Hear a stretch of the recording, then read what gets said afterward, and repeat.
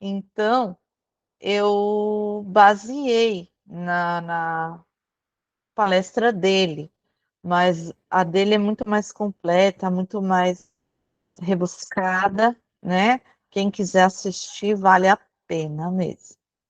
Nós vamos falar hoje que é tempo de viver a mensagem de Jesus. Vocês vão falar para mim, mas nós já estamos vivendo esse tempo, né? Nós já estamos aí nesse tempo. Talvez sim, nós kardecistas, nós seguimos Kardec, nós espíritas, já tenhamos Jesus no nosso coração, mas muitas pessoas aí estão ainda precisando de Jesus no coração. Então vamos aí ver o como ele se baseou para fazer essa palestra, né?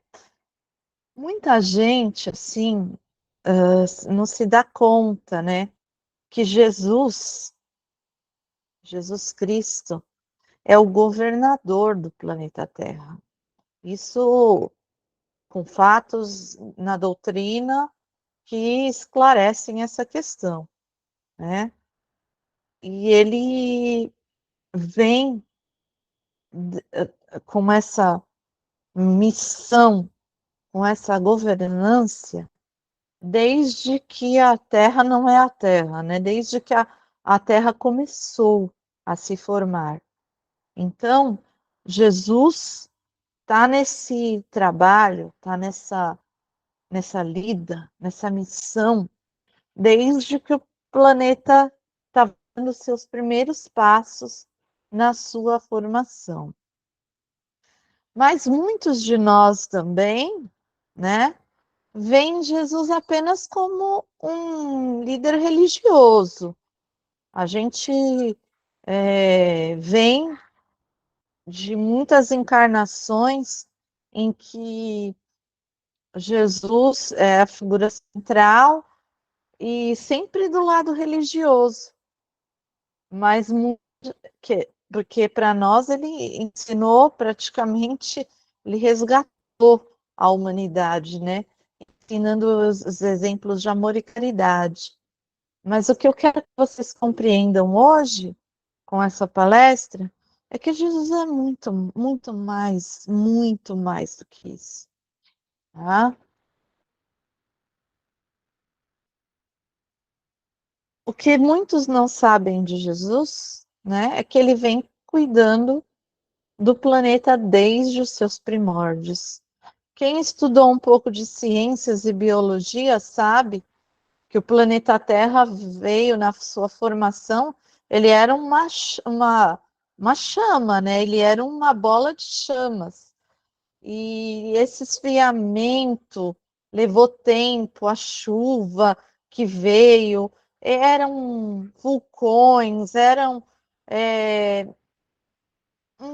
a Terra era um ensaio mesmo, era um ensaio de Jesus e dos espíritos trabalhadores com ele, né, formando aquele planeta. Então foram milênios daquela formação, daquele esquentamento, até o esfriamento, até que, se fosse possível, começar os ensaios para a vida, né? Que os homens, a ciência comprova que foi a ameba, que foi um ser unicelular, o primeiro, né? Muitos ficam naquela brincadeira, né? Foi o ovo ou foi a galinha? Foi o ovo, porque é um ser unicelular de uma célula só, tá? Quem ainda ficar assim com dúvidas, né, dessas questões, eu sei que é um livro difícil, a Gênese de se ler, a Gênese de Kardec, do Pentateuco kardeciano, mas é para ler devagarzinho, é para ler procurando entender, que fala bastante. Um outro livro que fala muito sobre essa transformação, sobre essas passagens do planeta Terra, é o A Caminho da Luz, né? também ele começa nessa fase aí, até chegar historicamente, os exilados de Capela, que nós também vamos falar hoje, foi caminhando até que Jesus, como os espíritos trabalhadores, viram que já era o momento do surgimento da, da vida, né?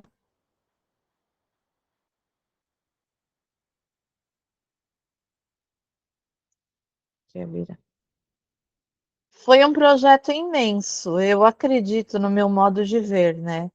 Nós, como terráqueos, que estamos galgando aí na ciência, na tecnologia, na modernidade, imagina o que deve ter sido para Jesus e para os amigos espirituais esse projeto da criação da vida no planeta Terra, né? Nós temos aí registros científicos, como eu falei, das ameaças dos seres unicelulares. Nós vimos. Vocês estão conseguindo ver a minha tela? Acho que não. Só seu. Não. Não. Começo. Eu não tô vendo. Espera aí, gente. Vou tentar compartilhar novamente. Eu também não. Também não. E agora? Agora sim, né? Agora sim. Sim. Agora sim. Então, o projeto foi imenso, grandioso. Seres unicelulares, depois as plantas, os animais grandiosos, né? Os dinossauros, que muita gente não acredita, mas eles não viveram junto com o ser humano. Eles foram testes, foram possibilidades do tipo de vivência que o planeta aceitava, que as condições planetárias aceitavam. Depois vieram os primatas, até chegar ao Homo sapiens, que a gente sabe que é o ser mais antigo de nós que se tem notícia, não é mesmo? Até que chega o momento da vida na Terra e Jesus direciona os espíritos para reencarnarem aqui e progredirem. Claro, né, que no início todos nós éramos muito primitivos, né? Mas já estávamos, já tínhamos a ideia em nossas consciências que deveríamos evoluir, que deveríamos seguir aí em frente. Mas, muito como nos telejornais, né, a história relata muito as histórias tretas, as lutas. Mas Jesus esteve sempre atento a nós, a nosso caminhar aqui na Terra desde os primórdios. Então, ele sempre nos mandou espíritos de luz que trouxeram a mensagem não só espiritual, mas a material também, do conhecimento e da tecnologia. E isso, né? A gente acha que Moisés. Não, não, gente, muito antes, muito mais.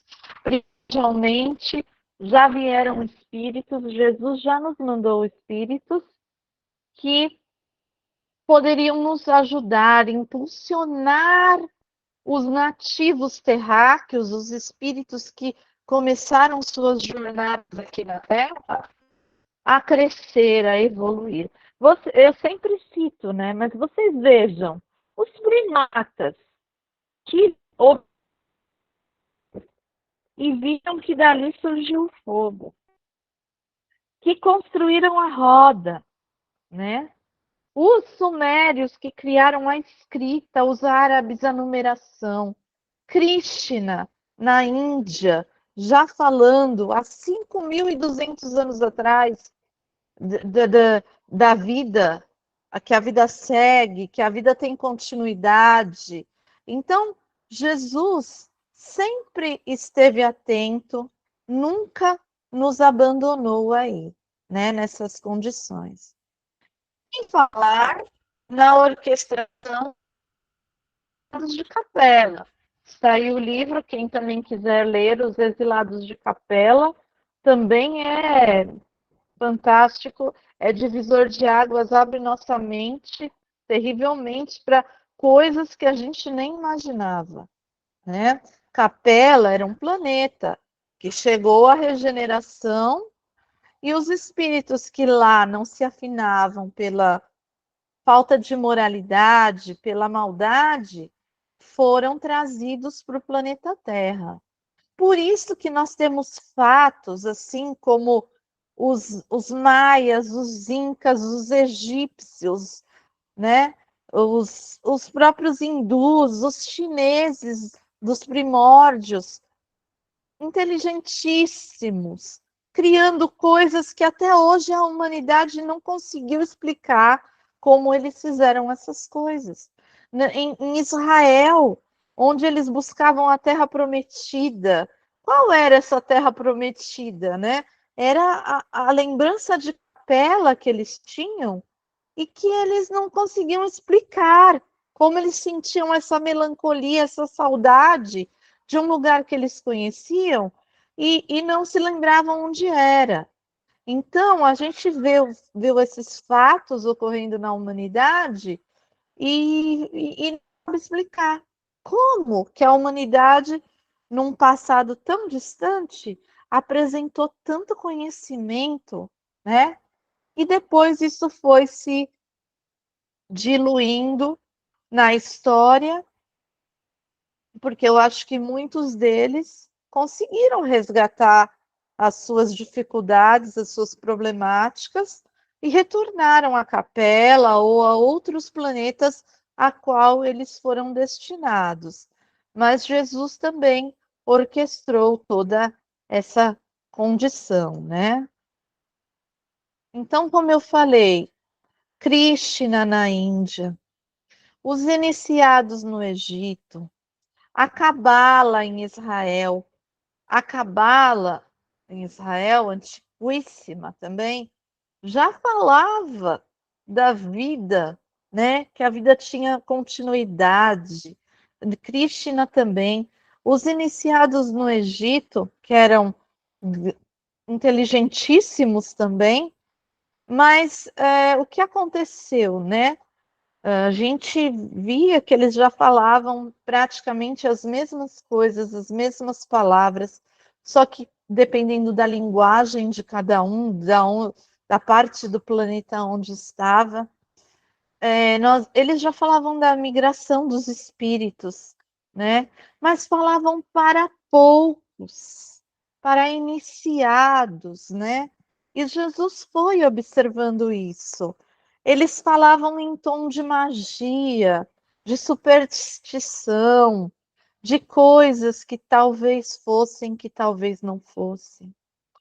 Então, né, com todo esse progresso que a gente tinha, Jesus deve ter conversado lá com sua escola de espíritos, até com Deus, né? E falou: eu preciso ir, eu preciso ajudar, eu preciso fazer lá, né? Não daqui. Daqui eles não estão conseguindo me ver, não estão captando a mensagem corretamente, então eu quero ir lá. Jesus se coloca, né, na condição de vir ajudar a humanidade terrena a compreender que os ensinamentos eram simples e para todos. Não eram para os iniciados, para um, dois, três escolhidos mais inteligentes. Não. As leis, o conhecimento eram para todos. Ele fez uma baita de uma adaptação perispiritual. A gente já falou aqui do perispírito, né? que é o nosso corpo entre esse carnal e o espírito que faz essa ligação para a vida, ele teve que fazer uma baita de uma adaptação perispiritual, porque Jesus é um espírito perfeito, mas ele veio porque ele nos ama, ele sabe o que é o amor verdadeiro, universal, e ele quer ver o nosso progresso. Ele quer assim que nós ele falou, vós sois deuses, né? Chegarão a fazer o que eu faço. Então era todo esse amor, é todo esse amor que ele tem por nós, que ele veio trazer quando ele encarnou novamente, né? E ele chegou aqui e bateu em duas teclas. Amarás o teu Deus acima de todas as coisas e ao próximo como a si mesmo. Existe uma teoria que fala que o si mesmo é eu mesmo também. Amarás a você, ao teu próximo e a Deus acima de todas as coisas. Jesus sabia como nós iríamos recebê-lo, sabia que a sua história seria curta, sofrida, mas ele sabia também que seria marcante, que dividiria a vida do planeta Terra em dois, em antes de Cristo e depois de Cristo. Ele sabia que nós faríamos, o negaríamos, os crucificaríamos. Ele sabia tudo isso, mas mesmo assim ele veio, né? Também foram primordiais os primeiros discípulos de Jesus aqui lá na história, que foram jogados aos leões, que foram perseguidos, que foram humilhados, que tinham que fazer os encontros nas catacumbas, embaixo da terra, para que os soldados não pudessem encontrá-los, nem os judeus, nem os romanos, né? Eles foram primordiais também nesse desenvolvimento, nesse segmento das palavras de Jesus, pois eles recolhiam os doentes, os pobres, os sofridos, assim como Jesus havia feito. Eles mudaram, juntamente com Jesus, a história da humanidade, né? A gente é uma parte da história que a gente fala, poxa, né? Foi tão triste, foi tão trágica, foi tão cruel, mas se não fosse assim, a, a história não teria ficado tão marcada, né? Então, que até agora, até o ano de 2024, a gente continua contando essa história. O magnetismo de Jesus era tanto e tão impregnado de amor que quando ele falava, as pessoas sentiam e sentem até hoje, né, convidadas ao amor. Nós, assim, a gente pode tirar todos os senãos nesses 2000 anos de cristianismo que nós tivemos, todas as problemáticas que depois de Jesus nós enfrentamos, nós criamos, nós podemos falar assim, nós não estamos apontando para ninguém. Nós estávamos nessas encarnações aí, dos 2000 anos, mas vocês podem se lembrar que as igrejas, com todas as problemáticas que falavam que eram cristãs em nome de Jesus, sempre atenderam os leprosos, os órfãos, os idosos e os pobres. Até na fadada Idade Média, existiam padres, existiam pessoas, dentro do cristianismo que se importavam com essas pessoas. Então a mensagem foi passando, foi trazendo até os dias de hoje, né? Acho que eu pulei alguns. Outra mudança, né? Então, Jesus, a primeira mudança que Jesus trouxe para nós foi o amor, né? Foi como amar, o sentimento de amor universal, muito além daquele que a gente tinha ideia. Outra mudança que ele trouxe, que foi drástica, que as pessoas falavam para ele, Deus Pai? Não, Deus é aquele sentado na cadeira que fica nos julgando. E Jesus não. Deus é nosso Pai. Deus é justo, é bom, é aquele que nos ama. Ele nos cuida como seu pai te cuida, querendo ver sua melhoria, querendo ver o seu progresso. Então, mudou aí um Deus único? Um Deus único não. Um Deus único, os judeus já falavam em um Deus único, outros povos já falavam em um Deus único, mas acreditavam num Deus punitivo, num Deus furioso, num Deus, né, que precisava de oferendas, num Deus que queria se sobrepor ao ser humano. Não, Jesus fala, não, Deus é teu Pai, Deus é amor, é justiça, é bondade. Então, mudou o nosso modo de ver, né? Ele mudou o amor, o conceito de Deus como Pai, e ele também nos mostrou a imortalidade da alma, né? Isso também não era novidade, né? Outras religiões antiquíssimas já falavam da imortalidade da alma. Os próprios egípcios já sabiam que havia alguma continuidade, né? Mas ele comprovou isso. Jesus comprovou quando ele apareceu para Madalena, né? Falando para continuar. Madalena viu Jesus após a sua morte. E Paulo, que nós conversamos outro dia aí mesmo, também viu Jesus, conversou com Jesus.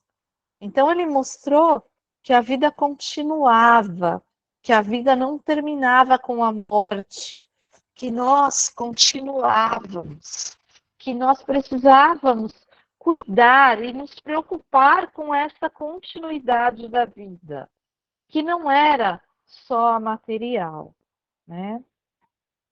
Joana de Ângeles, ela nos diz que não precisamos de inteligência para compreender a mensagem de Jesus, pois ela é extremamente simples para todos. Jesus sabia que tinha que ser simples e compreensível.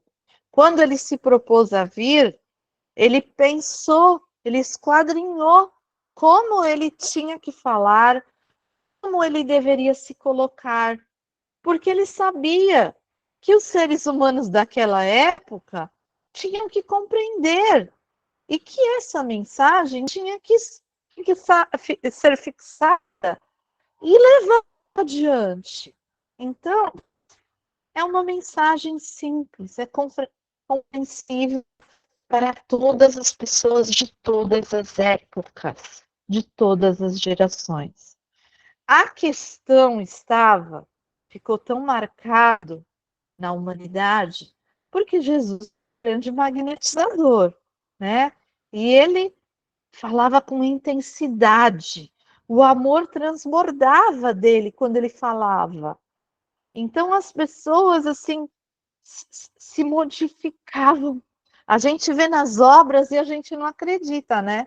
A gente vê no Há 2000 anos, a gente vê no Estevão, né? A gente vê nas obras como os espíritos falam que apenas tocando nas vestes de Jesus, a pessoa mudava.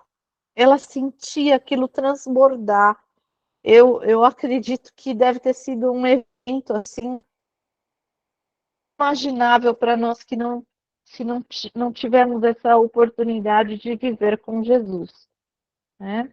Muitos espíritos daquele contexto que viveram um contexto com Jesus se elevaram tão profundamente que partiram junto com ele.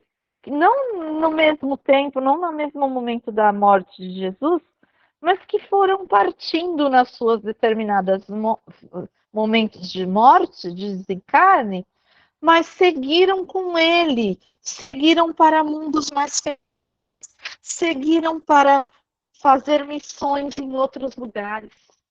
De tão marcante que foi a história, o momento que Jesus esteve ali aqui na Terra. Nós, né? Pensa bem, a Idade Média veio depois de Jesus.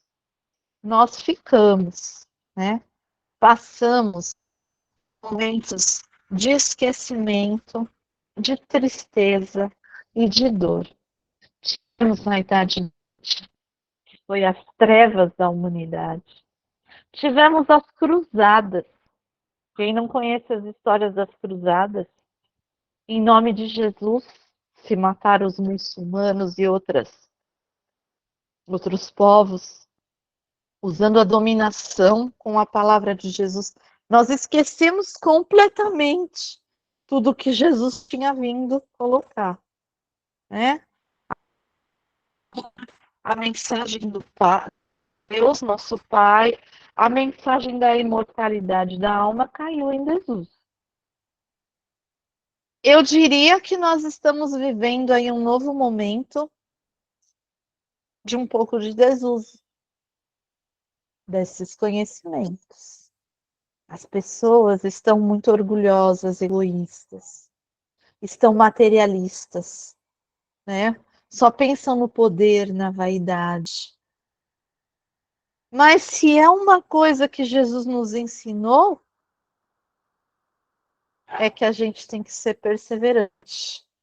É que a gente não pode desistir. É que a gente tem que continuar.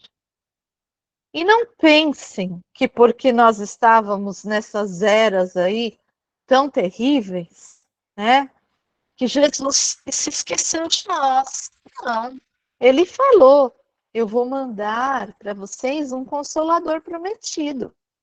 Eu vou mandar um espírito de verdade que vai trazer a minha mensagem à tona novamente, que vai falar muito mais com vocês. E é o advento da doutrina espírita, que ainda nos fala da causa e efeito, né? Porque muitos pensam hoje em dia, por que tantas diferenças sociais? Por que tantas doenças? Por que tantas problemáticas? Por que tantas dificuldades? Causa e efeito. A reencarnação, a possibilidade de viver quantas vidas forem necessárias para que a gente possa progredir, para que a gente possa reconstruir, para que a gente possa aprender. Então, além disso tudo, trouxe para nós o Pai amado, Deus, de volta, trouxe todos os ensinamentos de Jesus numa luz mais clara, numa luz mais aberta, numa possibilidade de conversar, de discutir, de debater, de progredirmos aí até em relação ao que Jesus nos ensinou. Está aí, está na doutrina espírita, tá? E eu acho que cabe a nós, que nós temos uma grande responsabilidade, nós espíritas, porque cabe a nós manter esses ensinamentos de Jesus não só na teoria, mas na prática, no exemplo. Eu não estou querendo jogar responsabilidades para ninguém, não estou querendo dizer que precisamos aí, né, mudar terrivelmente, que só está em nossas mãos. Não, não é isso que eu estou querendo dizer. Mas eu estou querendo dizer que há muito a quem foi dado, há muito será pedido. Nós espíritas temos a possibilidade de conhecer quanto, de saber quanto, de estar atento a quanto e de divulgar quanto a mensagem de Jesus. É isso que é o Jesus estar presente nos nossos dias de hoje. É continuar aí trabalhando, exemplificando, mostrando de acordo com o Jesus. Eu vou pedir só um minutinho que eu vou trocar minha tela aqui, que eu quero ler essa mensagem que eu coloquei do livro Fonte Viva, né? Em que Emmanuel, apesar de ser Natal, o nascimento de Cristo, ele nos coloca vários atributos de Jesus, né? Várias possibilidades aí de Jesus. Deixa eu ver se eu consigo achar aqui.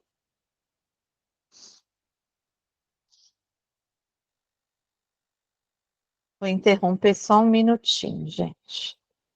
Só para mim achar no livro a página do Natal.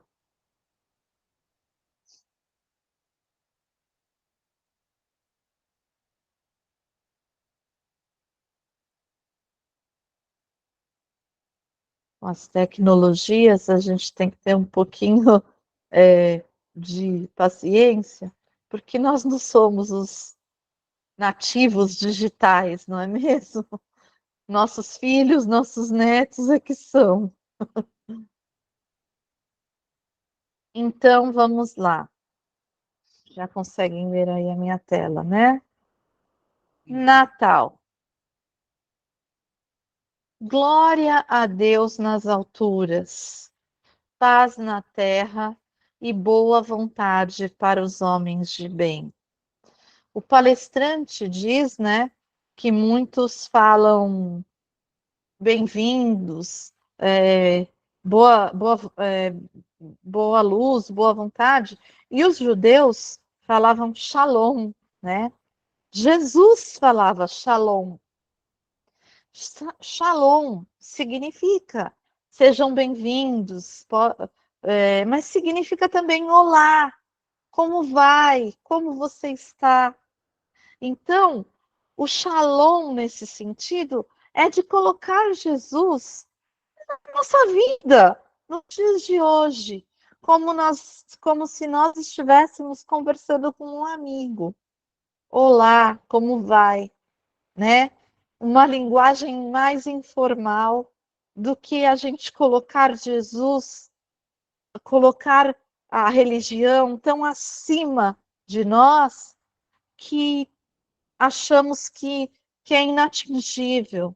Não, Jesus é nosso irmão, Jesus é nosso amigo.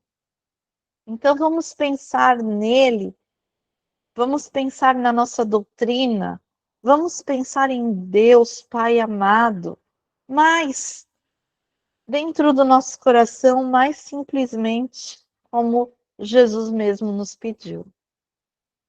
Lucas, né, versículo 2, capítulo 14.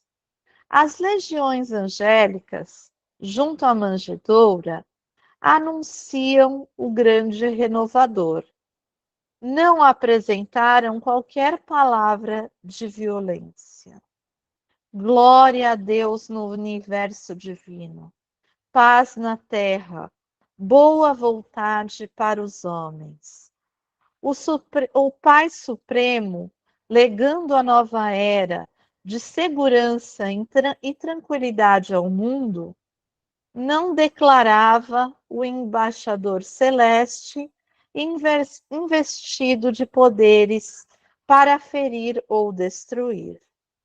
A gente sabe que Judas, né, não cometeu um erro, mas ele achava que Jesus se levantaria como um guerreiro para livrar o povo judeu do jugo do povo romano. Foi esse o único engano de Judas. Mas Jesus não veio para isso, né? Jesus não veio, ele não era um guerreiro, né?